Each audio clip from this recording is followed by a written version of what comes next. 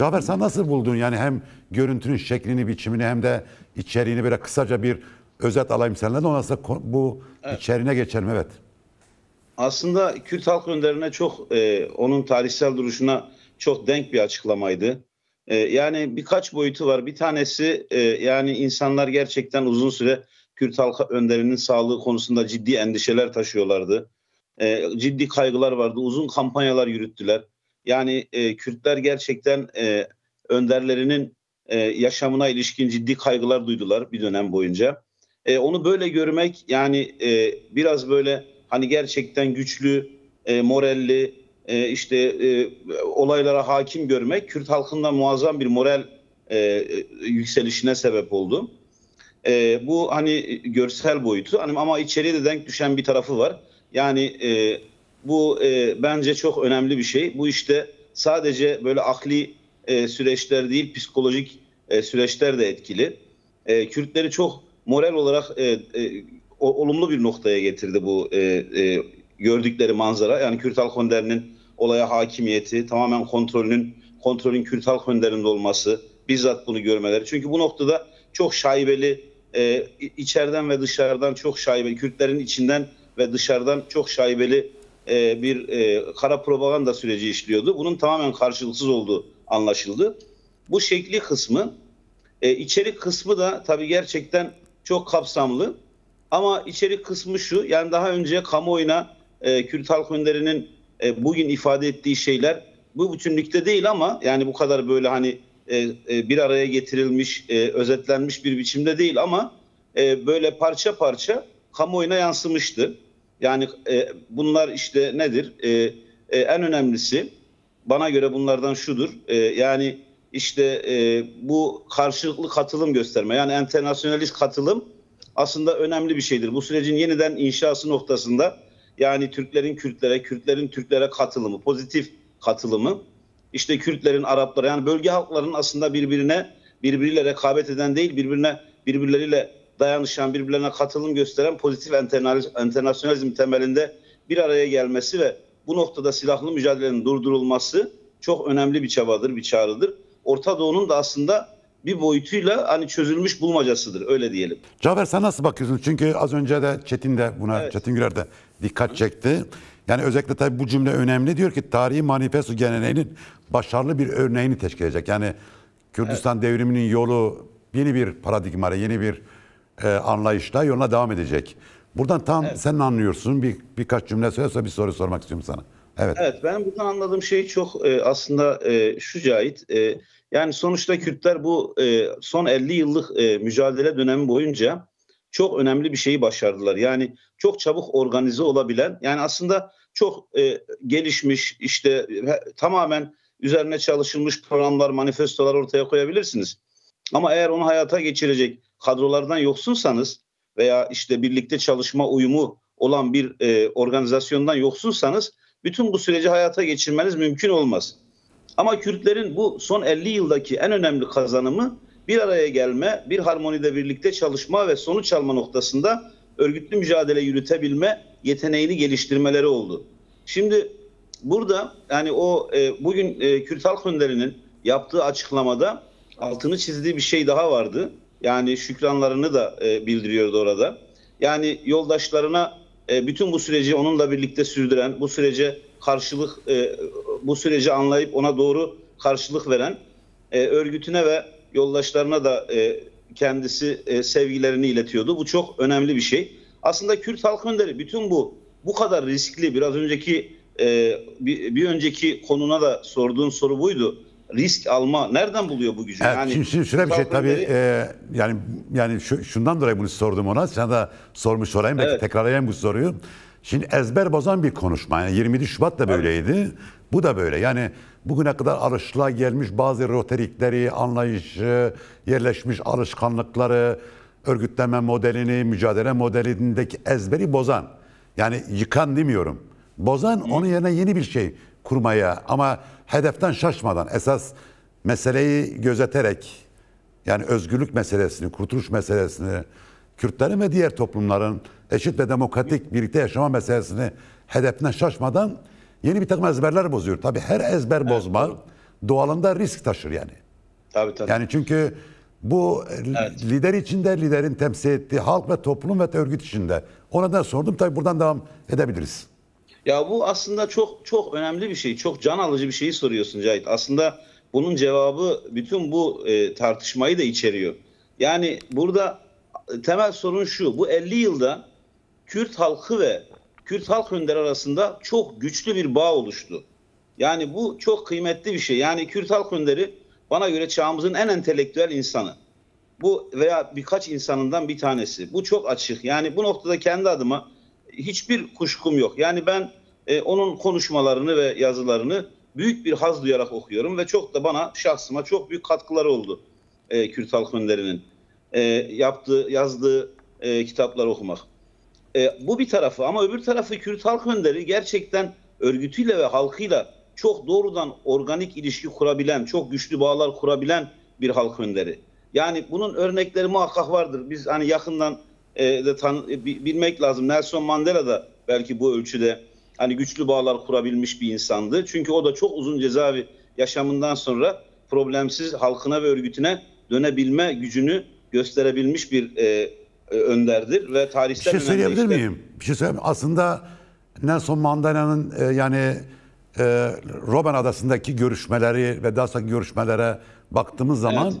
aldığı risk de enteresandır yani. Yani şu anda Sayın Öcalan'ın aldığı riske benzer riskler alıyor o da. Yani Evet. bazen yani başkası ne der demiyor. Eğer Evet. çözüm odaklı kendisini riske atıyor yani. Yani bazen görüşmeler tıkandığı zaman hiç beklenmedik çıkışlar yapıyor. Evet, buyur.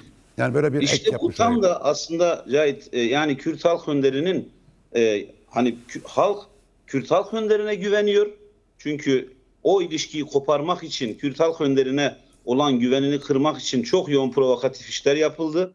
Yani devlet tarafından yapıldı. Ondan sonra işbirlikçi çevreler tarafından çok yoğun Kürt halkıyla Kürt Halk Önderi arasındaki ilişkiyi zayıflatmak noktasında yoğun bir çabaya girildi. Ama ne Kürt Halk Önderi böyle bir noktaya geldi ne de Kürt halkı böyle bir noktaya geldi. Her geçen gün aralarındaki bağ güçlendi. Kürt Halk Önderi Kürt halkına güveniyor.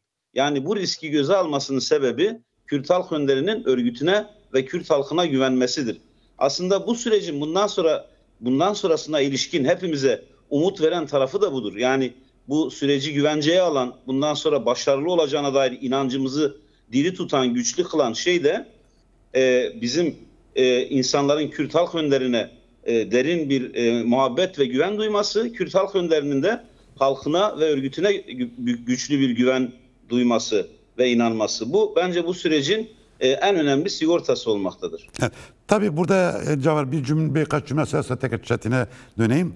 Şimdi diyor ki tüm bu gelişmelerin İmra'da gerçekleştirdiğim görüşmeler neticesinde yaşandığını açıkça belirtmek durumdayım. Buradan İmralı'da bir müzakere olduğunu, karşılıklı bir müzakerenin olduğunu anlıyoruz değil mi? Tabii. Yani Sayın Öcalan'ın bu metinde bazı cümlelerinin ortak bir mutabakat cümlesi olduğunu da söyleyebilir miyiz? Yani bir yol haritası da burada bir yol haritasını da sunuyor diyebilir miyiz? Diyebiliriz. Ama burada bir şeyin altını çizmek istiyorum. Yani hani Kürt Halk Önderi ile yıllardır yan yana yoldaşlık yapmış insanlar var ama biz de işte yani epey bir süredir kendisini takip ediyoruz. Şunu söylemek istiyorum. Yani benim bütün bu olup bitenden anladığım Kürt Halk Önderi orada işte İmralı'da bir müzakere süreci yürütüyor. Bu bellidir. Yani aşamaları tanımlanan falan bir süreç bu. Ama Kürt Halk Önderi aslında orada kendisinin demokratik toplum manifestosuna devleti dahil etmeye çalışıyor. Türkiye toplumunu dahil etmeye çalışıyor. Ama bazıları bunu ters yüz etmeye çalışıyor. Yani bu çok önemli bir şey. Kürt Halk Önderi'nin bu noktadaki çabasını gerçekten anlamak lazım. Yani Kürt Halk Önderi bir şeye bir ölçüde katılıyor ama karşısındakilerinin de kendine katılmasının kendi anlayışına, kendi tarzına, kendi demokratik toplum anlayışına katılmasını sağlıyor. Bunun mücadelesini veriyor. Bu önemli bir şey. Yani bu süreç aslında ikili yürüyen bir süreç. Bir tarafı tekniktir bu sürecin. Hani bu sürecin aşamaları nasıl olacak? Diğer tarafı da aslında şudur. Yani Kürt Halk Önderi demokratik toplum paradigmasına, perspektifine bütün Türkiye toplumunun katılması için yoğun bir çaba içerisindedir. Yani bütün Orta Doğu'nun aslında demokratik toplum anlayışına katılması için yoğun bir çaba içerisindedir. Nihai hedef budur ve bu noktada gerçekten inanılmaz güçlü bir çaba sarf ediyor. Bu belli oluyor buradan. Şimdi Cafer Ter tabii az önce Çetin Gürer dedi ki yani bisiklet örneğini verdi. Adım atmayan düşecek dedi. Ben de Sayın Hoca'nın o cümlesini okudum. Tekrar onu okuyayım. Son günlerde bölgede yaşanan gelişmeler attığımız bu tarihi adımın önemini ve aciliyetini açıkça teyit ediyor. Bahsettiği konu Suriye'dir, Lübnan'dır, Evet. işte daha önce Gazze meselesidir, Yemen'dir ve en son İsrail-İran savaşıdır. Çünkü Evet, doğru. nedir? 13 Haziran'da biliyorsun bu savaş başladı. Video ise 19 Haziran'da çekilmiş. Yani savaşın 6. gününde çekilmiş ve Öcalan bu savaşın, Sayın Öcalan bu savaşın nasıl bir şey olduğunu biliyor. Bence çok ciddi şekilde de analiz etmiştir. Bu metinin ruhuna da yansıyan o bölgedeki kaos ve krizin ne anlama geldiğini çok iyi bilen bir önder. Şimdi oradan hareketle o zaman biz risk analizi yaparken Ankara daha çok riskte o zaman. Ankara'daki siyaset, devlet, iktidar. Yani eğer Ankara sorumluluktan kaçarsa bunun vebali ne kadar büyük olur sence? Cahit, şimdi aslında devlet içerisinde bir çevre de bunu görüyor. Muhtemelen yani İmralı'da yapılan müzakerelerin bir tarafı da bu olmuştur. Yani Kürt Halk Önderi aslında burada bunu dillendiriyor. Muhtemelen müzakerelerde de bu konu olmuştur ve Kürt Halk Önderi bu noktada Türk devletini uyarmıştır. Yani işte son 20-30 yıllık sürece bakın. Irak doğrudan Irak'ın kendi içi doğrudan çatışma bölgesi oldu. Lübnan doğrudan çatışma bölgesi. İşte Libya doğrudan çatışma bölgesi. Suriye biliyorsun paramparça oldu. Yemen yine öyledir. Şimdi İran bir direniş hattı oluşturarak, yani kendi topraklarında değil dışarıda savaşı karşılamak için, çatışmayı ve savaşı dışarıda karşılamak için muazzam bir çaba sarf etti. Ama ne oldu? Gelişmeler onun bütün bu çabasını boşa çıkardı. O kadar çaba sarf etmesine rağmen savaş İran'ın bizzat içine kadar sıçradı. Yani Cumhurbaşkanı'nın Aslında şöyle diyordu İran. Yani 1982'deki doktrinler şöyleydi. Kudüs'ü alacağız, gidip Kudüs'ü alacağız diyorlardı ama Evet. Kudüs Tahran'ın kapısına geldi. Aynen. Evet. Şimdi tam da böyle oldu. Yani aslında öyle bir şey ki bu aslında kendinizi ne kadar güçlü ilan ederseniz edin bir biçimiyle gelip sizi bulan bir süreçtir bu. Yani işte İran bu kadar iddialı olmasına rağmen direniş ekseni tamamen paramparça edildi ve İran Cumhurbaşkanı illegalite, yani yer altına çekilmek zorunda kaldı bir boyutuyla.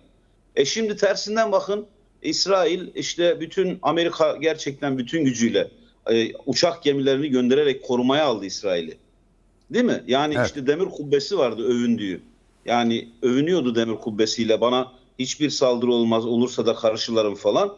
Ama İsrail'de İran'ın süpersonik füzelerinden kurtulamadı. Yani İsrail'in birçok şehri vuruldu.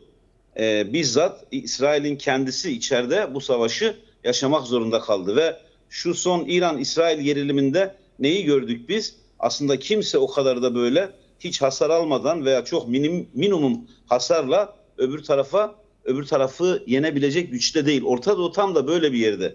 Şimdi Türkiye de böyle bir yerde. Yani onların bu goygoyculuğuna bakmayın. Kendileri de biliyor. Devlet Bahçeli şu anda Türkiye'de en rasyonel politikacılardan bir tanesi. Eğer böyle bir süreç olmazsa, biz Kürtlerle aramızdaki bu sorunu çözmezsek bizim de başımıza gelecek olan budur diyor ve gerçekten böyledir. Yani bakın tek tek bütün ülkeler bunun doğrudan bu çatışmanın kendi içinde muhatabı haline geldiler.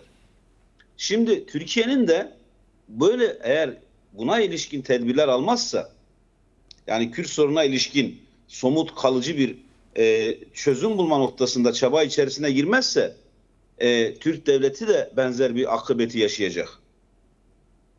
Şimdi bu noktada aslında gerçekten Kürt Halk Önderi'nin yaptığı uyarı yerindedir ve Türkiye'de tabii önemli fay hatları oluştu bu son 20-25 yılda. Eğer Türkiye böyle bir çatışmanın muhatabı olursa içeride de yoğun bir çatışma yaşanır. Yani bu risk var. Yani sadece başka bir güçle, dışarıdan başka bir güçle çatışma biçiminde olmaz. Türkiye'de bu ayrıca bir de iç savaş biçiminde açığa çıkabilir. Yani o anlamıyla Türkiye gerçekten çok riskli bir yerde, riskli bir noktada tarihsel olarak. Yani bunun da çok ağır bir bedeli olur. Bu çok halklarımıza ağır bir bedel ödetir. Yani herkes öder. Türkler öder, Kürtler öder. Herkes ağır bir bedel öder. Dolayısıyla bu noktada Kürt Halk Önderi'nin uzattığı el tarihsel önemdedir. Ve muhakkak bunun bir karşılığı olmalı. Bu el havada kalmamalı.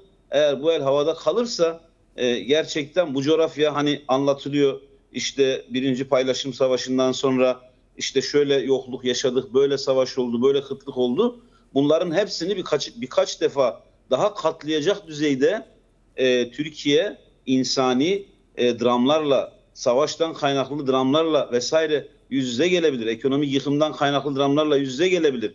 Devlet Bahçeli bu noktada gerçekten haklıdır.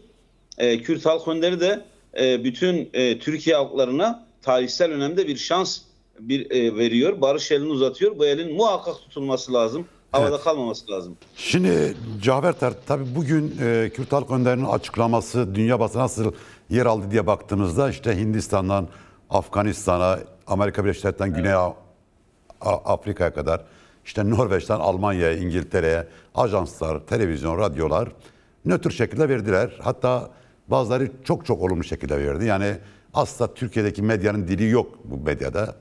Yani bir haber olarak verdiler. Hatta Yörüsel Post'un başlığı çok enteresandı. Kürt liderden barış için yeni bir adım diye vermişti bir analizin başlığını. Evet.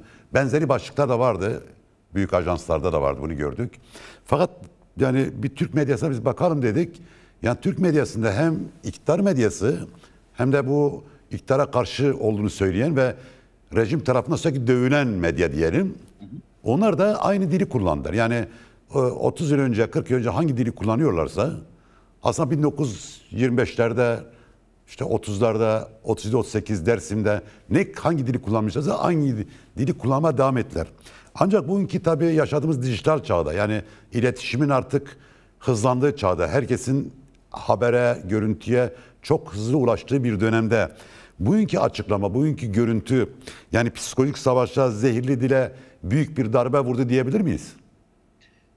Ben de aslında ilk program başladığında bunun altını çizmek istedim. Yani bendeki ilk intiba buydu. Yani ben o görüntüye bakınca aslında süreç ilk tanımlanmaya başlandığında, yani ilk dillendirildiğinde insanlar haklı olarak endişelilerdi. Yani nasıl olacak bundan sonrası? Yani bu endişenin de tarihsel sebepleri var. Yani işte PKK öncesi pratikte ortaya çıkan kolektif hafızasında Kürtlerin hala dipdiri duran sebepler, nedenler var. Dersim'de, işte öncesinde Şeyh Said'de, Koçgiri'de, Zilan'da. Akabinde işte daha önce çok yakın bir aşağı yukarı 10 yıl önce yaşanan süreç ve onun sonlanması, arkasından gelen şiddetli saldırı dalgası var. Bütün bunlar üst üste konulunca tabii insanların belli ölçülerde kısmi endişeleri vardı. Bu endişeler de şeyden kaynaklanmıyordu. Bir tarihsel tecrübedir.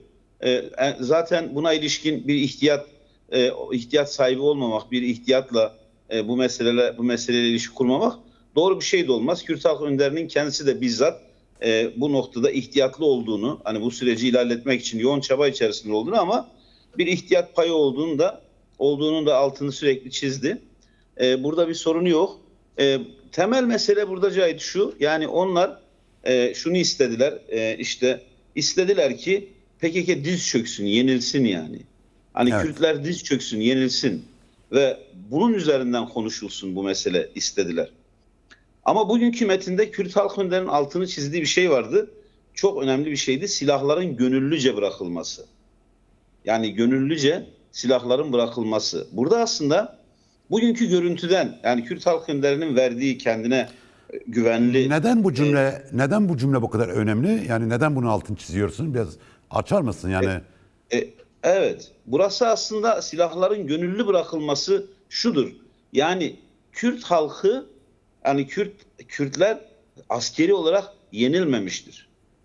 Yani ama Kürtler silahlı mücadeleyle varlık inkarının artık ortadan kaldırıldığını, bundan sonra demokratik ulus paradigması temelindeki mücadelenin silahsız demokratik yöntemlerle sürdürülmesi kararı vermiştir.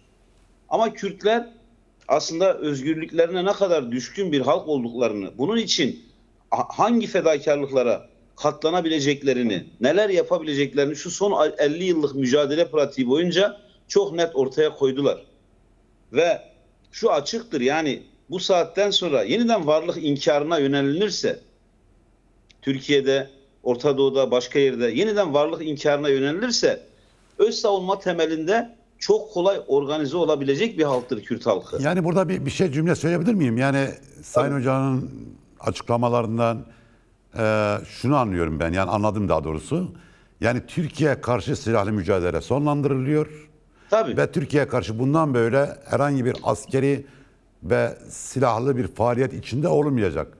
Mesele bu. Yani Tabii. Türkiye sahasında, Türkiye'nin sınırları içerisinde demokratik siyasete olanak tanınması istiyor ve bunu da gönüllü yaptıklarını, yani gönüllü yapalım diyor. Yani bunu hani bir kişinin zoraki değil. Yoksa genel olarak Orta Doğu'da bu kadar savaş ve karmaşanın olduğu bir yerde Kürtlerin öz savunması kalma durumu diye bir şey söz konusu değil. Tabii. Ya sadece bir yanlış anlaşma olmasın diye. Hayır, tabii. Evet, Bu çok nettir. Zaten aslında yani böyle hani Türkiye'deki bahsettiğin iki çevrenin de hazmedemediği şey budur. Ama bir taraftan da yani onların tabii şöyle bir şey var. Yani şimdi Cahit, bu yani Türkiye'nin iradesiyle Orta Doğu'daki mevcut sınırlar ve statüko Türkiye'nin iradesiyle olmadı. Yani Birinci Dünya Savaşı'ndan sonra Türk devletinin iradesiyle Irak, Suriye, İran, Türkiye sınırları belirlenmedi. Yani Türkiye'nin iradesi çok belli ölçülerde kısmen Lozan'da işte kendisine ilişkin kısmını tanımlamakta bir karşılık yarattı. Ama onun dışında Orta Doğu'daki sınırları belirleyen Türkiye'nin iradesi değildir. Bugün de aslında Türkiye bütün Orta Doğu'da bütün o süreci belirleyebilecek güçte bir ülke değildir. Yani Irak'taki Kürtlerin ne olacağı, İran'daki Kürtlerin ne olacağı, Suriye'deki Kürtlerin ne olacağı konusunda kimse Türkiye'nin fikrini bile almaz. Yani öyle bir noktada değil Türkiye. Bunu belirleyebilecek noktada değil. Etki etmeye çalışıyor vesaire. Bu normaldir. Ama o noktada onun belirleyiciliği yok Türkiye'nin bu noktada. Aslında Türkiye'yi Kürt halk önderiyle konuşmaya mecbur eden şey biraz da budur. Yani bu noktada yapabileceği bir şey yoktur. Evet. Yapabileceği şeylerin hepsini yaptı zaten. Öyle olduğu için şimdi Kürtlerle konuşma noktasındadır. Burada tarihsel önemli olan bir bu şey iyi var. bir şey. Yani Ama bu konuşmanın dili tabii çok medyada çok zehirli bir dil. Yani yani Kürtlerin karşısındaki medya, yani hükümet, iktidar, neyse muhalefet kimse artık egemen olan dil gerçekten zehirli bir dil.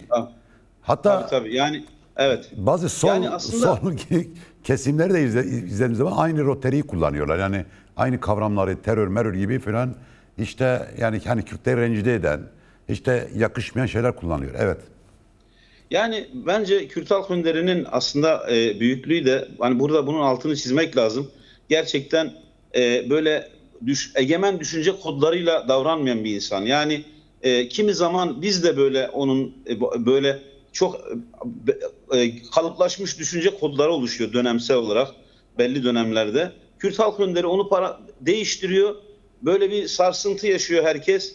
İşte biz de yaşıyoruz falan. Sonra işte duygularımız, aklımız falan bir vade sonra yani biz de aslında bunun böyle bir noktanın böyle bir yere gelmenin gerekli olduğu noktasında bir iç ikna oluş yaşıyoruz. Şimdi Kürt halk önderi burada bu dönemleri cesaretle aslında Kürt halkına da hani geçirebilmiş, öncülük edebilmiş bir önderliktir. Bu noktada önemli bir şeydir. Bir şeyi Cahit çok önemli buluyorum. Yani burayı söyleyeceğim. Yani şimdi Orta Doğu'da çok yoğun gerilimler oldu, çatışmalar oldu. Türkiye'de işte hibrit bir faşizm var. Yani sandıklı faşizm yaşanıyor Türkiye'de hala. Yani hibrit bir rejim var. Demokrasi görüntüsü altında aslında yaşananlar faşizme çok yakındır. Zaten günümüzde açık faşizm yok. Birçok ülkede hibrit faşizm yaşanıyor. Bu çok belli. Yani hibrit derken belki bazı izleyicileriniz bilmiyordur. Birçok araç ve alatı birlikte kullanılan sistemlere deniyor. Daha çok savaşta. Evet, buyur. Evet. Şimdi Ama ne olmuştur? Yani İkinci Dünya Savaşı'ndan sonra Avrupa Birliği, hani Avrupa ülkeleri çok yoğun, yüzyıllara yaygın çatışmalardan ne zaman çıktılar? Hitler faşizmden hemen sonra çıktılar. Yani gaz odalarından hemen sonra, yoğun katliamlardan hemen sonra, Adolf Hitler'den hemen sonra. Yani böyle bir noktaya gelindi. Değil mi? Yani De Gaulle'le gelindi, Konrad Adenauer'le gelindi. Onlar da o zaman bu kadar önemli, cesur adımlar attılar. O kadar ağır düşmanlıktan yavaş yavaş Avrupa barışını inşa ettiler. Şimdi Orta Doğu'da Amerika'nın da işte birleşmesi böyle bir şeydir. Yani Kuzey-Güney Savaşı öncesinde İngilizlere karşı verilen savaş kanlı bir süreç. Sonra işte bütün eyaletlerin bir araya gelmesi ve Amerika'nın inşası. Orta Doğu da böyle bir süreçtedir. Yani Orta Doğu'da da şundan hani bu var olan durumdan ağır bir karamsarlık çıkarmamak lazım. Ya şimdi Erdoğan'la olur mu? Yani Avrupa Hitler'den sonra oldu. Evet. Yani değil mi? Daha kötü adamlardan sonra oldu. İşte çok daha yoğun çatışmalardan ve savaştan sonra oldu. Yani Orta Doğu'da eğer gerçekten Kürt Halk Önderinin demokratik toplum paradigması bilince yani bir biçimiyle toplumsal olarak kendine karşılık yaratırsa bunun sadece Kürtler nezdinde değil bütün Orta Doğu halkların nezdinde çabası verilirse o zaman tabii Orta Doğu gerçekten bir barış, hani bu kadar kanlı bir görüntü veriyor olmasına rağmen şimdi çatışmalı ve kanlı bir görüntü veriyor olmasına rağmen pekala bir barış alanına, barış sahasına dönüşebilir. Şimdi Cafer birkaç cümle diyeceğim çünkü çok zamanımız kalmadı. Kürt Halk Önderi Sayın Abdullah Öcalan son cümle olarak şöyle söylüyor.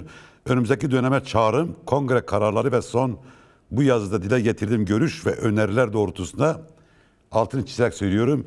Yüklenelim ve başarı temelinde gelişmeler sağlayalım. En çok da yüklenelim kelimesi ben enteresan buldum. Bununla ilgili birkaç şey söyle ve programı öylelikle kapatalım. Evet, yani aslında tabii çok önemli bir işi hepimiz burada tasdik ettik. Varlık inkarı son bulmuştur. Hani Kürtlerin varlığının inkarı tersine çevrilmiştir. Artık bu mümkün değildir. Eskiye dönüş artık ne Türkiye'de ne de Orta Doğu'da başka bir ülkede mümkündür. Ama varlık inşası, yani bu çok önemli bir şeydir. Bu dinamik bir süreçtir. Yani bu bundan sonra da artarak devam edecek. Hani Kürtlüğün varlığının denk düştüğü şeyin inşası, geliştirilmesi, onun demokratik bir muhtevayla bir medeniyet merkezine dönüştürülmesi, bütün insanlığa, Kürtlüğün bütün insanlığa katılması, yani bütün insanlığın demokratik gelişimine, sosyal gelişimine katılması, bu noktada kurumların oluşturulması, bunların hepsi bundan sonra artarak devam edecek. Yani aslında biz burada bir şeyden bahsetmiyoruz. Bütün bu konuşmalardan, Kürt Halk Önderi'nin açıklamalarından ben bir sonu anlamıyorum aslında. Ben yeni bir heyecan verici bir başlangıcı anlıyorum. O heyecan verici başlangıç da şudur. Yani demokratik ulusun inşası, Kürtlüğün demokratik bir muhtevada yeniden inşa edilmesi. Yani geçmişin düşürülmüş Kürtlüğünden aslında geleceğin bütün insanlığa katılan, bütün insanlığın ekonomik, sosyal gelişimine katılan, katkı sunan demokratik Kürtlüğe dönüştürülmesi çabasını anlıyorum. Evet.